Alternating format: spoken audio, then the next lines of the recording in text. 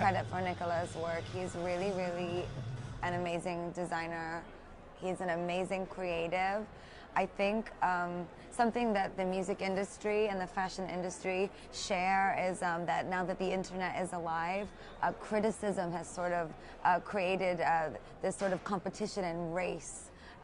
When Nicola and I see everything as really subjective and really free and really free-minded. So today was great because we just sort of said, you know, music, fashion, it's all about being free and being proud to be a woman. It was theatrical. That's your expertise. Oh, thank you. Theater. Thank Very you. fashionable. Yep, fashionable. And you also said that technology also plays a huge role as an inspiration to you. Tell me about that. Of course, you know, we wanted to, of course, it was very important to have an amazing space and, you know, for the people to see, but for me it was very important that the entire world could experience the whole show, you know, her fans and my fans and the fans of Mugler, and you know, so I really put lots of attention to the digital media. So you know, we had lots of photographers and you know, backstage. And I do have to ask, based on the news of what's been happening over the last week with John Galliano, do you have any reaction to what has allegedly happened, and now that the prosecutors are saying he will face trial? Let's skip that question. Okay.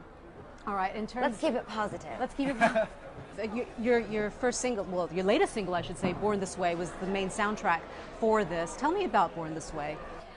Well, Born This Way is one of the most important songs that I've ever written, and I was really honored because not only did Nicola ask me to be the musical director of this show, but he insisted that Born This Way close the show, which was exciting for me because it's so positive. But it's a commercial song now, you know, it's on the radio, it's big worldwide, and I thought, well, for a fashion show, maybe he wants something a bit more underground, some of the more avant-garde records from the album, but he really wanted me to use it because he said it represented female empowerment, and that's what the song is all about, and I think that's what Nicola is all about, and I'm just really proud to be here today. When you have clothes, when you showcase clothes on the catwalk, you also put yourself out there, and you're open to reaction, criticism, people really dissecting everything that you've done.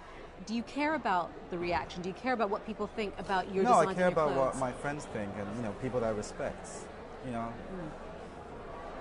And that's the same for you? Yeah, I mean, you know, I think, like I said, scrutiny is like this massive thing now in this century, and for Nicola and I and for everyone that we work with, it's all about your peers, it's about the people that you respect, it's about knowing your own strength artistically. How do you make something that is very creative, marketable? You've been able to do that with your music and even your look, but how do you translate that and make it into a successful, marketable strategy? I don't know. Do you? I don't know. No? Just to be honest, I guess. Yeah. I think if you ever backtrack or if you ever show a sign of insecurity, I think it shows sort of a weakness in the idea. Stop analyzing everything so much. Analysis ultimately, I think, leads to divisiveness. Well, I do have to analyze shoes, though. I'm sorry, but I mean, I call these my Gaga shoes. Oh, they're the YSL, right? That's YSL. Yeah, I could. Why are we so nerdy? We're like YSL. They're not as high as yours, I have to say. These are Mugler. How do you walk in them? Comfortable. Much I'm practice? a professional. He was laughing at me today because they made me really high shoes for the show, and I didn't think they were high enough. So I made them make them higher. I'm impressed. High five. Thank you. Impressed. Good one.